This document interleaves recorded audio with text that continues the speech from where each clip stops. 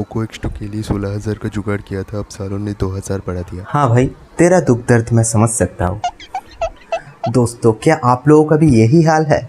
आप लोगों ने सोचा था कुछ दिन पहले कि कोई मोबाइल ख़रीदेंगे और उसके लिए ही अपना बजट कलेक्ट किया था, और वो बजट अब काफ़ी नहीं हो रहा है क्योंकि मोबाइल फ़ोन्स का प्राइस बहुत ज़्यादा बढ़ गया है। और ऐसा आखिर क्यों हो रहा है, यही सवाल आपके मन में भी पैदा हो रहा होगा और आप ये बहुत दिनों से सोच भी रहे होंगे। तो इसीलिए मैं आज ये जो सवाल है इसका आंसर दूंगा, और ये वीडियो लास्ट तक देखना। बहुत ही आसान तरीके से आपको समझाने की कोशिश करूंगा कि क्यों आखिर स्मार्टफोन्स का प्राइस इंक्रीज़ हो रहा है, और आपको एक स्पॉइलर दे दूं कि भविष्य में इसका प्राइस और भी इंक्रीज़ होने का चांसेस है। तो आखिर ऐसा क्यों है, तो इसके लिए ये वीडियो देखते रहिए। तो without wasting much time, let's just get into it, let's go.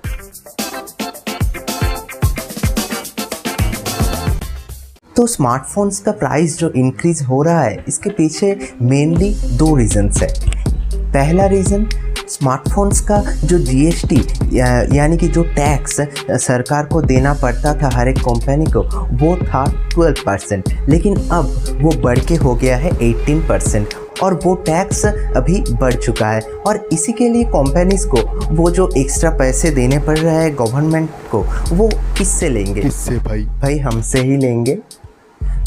तो वो टैक्स भी हम लोगों को ही देना पड़ रहा है। तो उसके लिए जो स्मार्टफोन्स का प्राइस पहले था, उसके लिए कंपनीज़ भी उसका प्राइस बढ़ा दिया और उसका प्राइस हो गया इंक्रीज़। अब आपको एक एग्जाम्पल देके समझाता हूँ।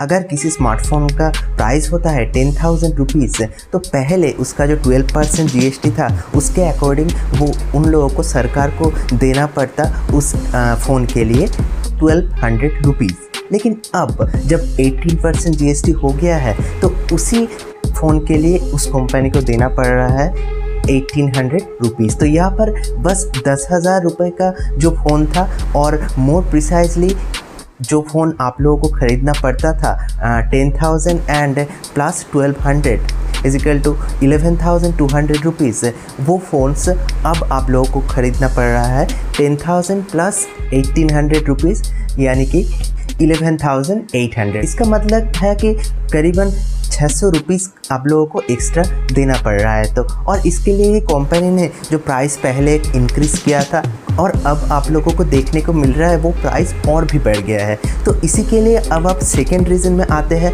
वो सेकेंड रीज़न है कि हमारा जो इंडियन रुपीज़ है, उसका वैल्यू डॉलर के मुकाबले बहुत कम हो रहा है, यानी कि आप लोगों को $1 के लिए ज़्यादा पैसे देने हो रहे हैं। और आप लोग जानते ही हैं, इंटरनेशनल मार्केट में जो बिज़नेस होता है वो डॉलर में ही कैलकुलेट किया जाता है, और इंडिया से सारे पार्ट्स मोबाइल के अवेलेबल नहीं होता। बहुत सारे ऐसे पार्ट्स हैं जो दूसरे देशों से लाना पड़ता है। फिर अगर कोई भी फ़ोन यहाँ पर मेड इन इंडिया भी होता है, तो कुछ ना कुछ पार्ट्स बाहर से आया हुआ होता है, क्योंकि इंडिया में ऐसे बहुत सारे पार्ट्स हैं जिसका अभी तक मैन्युफैक्चरिंग शुरू नहीं हुआ है। जो डॉलर का प्राइस पहले था करीबन 70 रुपये, वो अब बढ़ के हो गया है 76 के करीब, यानी कि तो इसमें भी आप लोग देख रहे हैं, जो आप लोगों को जो प्राइस पहले देना पड़ रहा था, उससे ज़्यादा प्राइस आप लोगों को पे करना पड़ रहा है। यानी कि आप सोचिए, अगर किसी $100 का फ़ोन होता है, तो उसके अकॉर्डिंग हमारे इंडिया में उसका प्राइस रहता है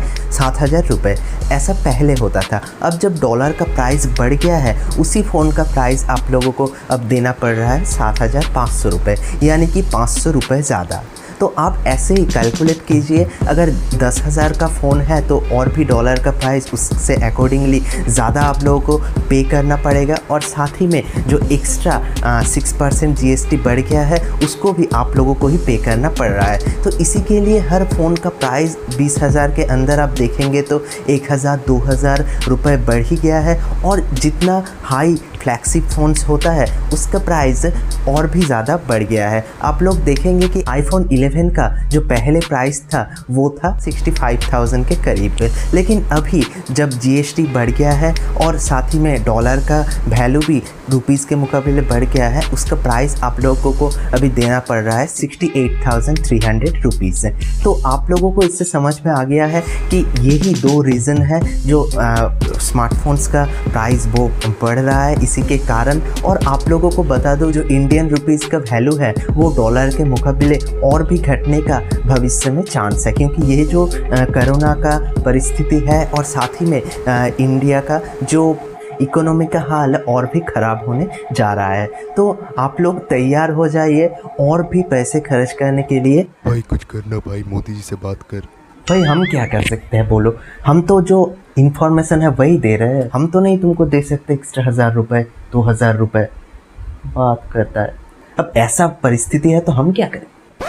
तो दोस्तों यही है रीज़न स्मार्टफोन का जो प्राइस है वो बढ़ रहा है। आशा है कि आप लोगों को ये वीडियो बहुत पसंद आया होगा और साथ ही में इस वीडियो में जो इन्फॉर्मेशन दिया गया है वो आप लोगों को समझ में आ गया होगा। तो अगर ये वीडियो अच्छा लगा तो इसको एक लाइक कीजिए और साथ ही में इस चैनल को सब्सक्राइब कर दीजिए। So that's it for now, it's time I bid you adieu stay healthy, stay blessed and always be happy.